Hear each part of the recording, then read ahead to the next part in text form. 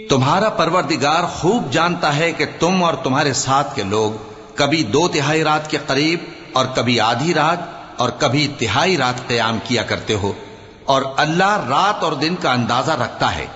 उसने मालूम किया कि तुम उसको निभा न सकोगे, तो उसने तुम पर मेहरबानी की। बस जितना आसानी से हो सके उतना कुरान पढ़ लिया करो।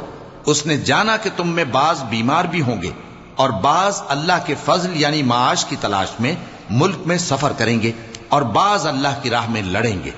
तो जितना आसानी से हो सके उतना कुरान पढ़ लिया करो और नमाज कायम करते रहो और ज़कात अदा करते रहो और अल्लाह को नेक नियति से कर्ज देते रहो। और जो अमल नेक तुम अपने लिए आगे भेजोगे उसको अल्लाह के यहां बेहतर और सिले में बहुत अजीम पाओगे।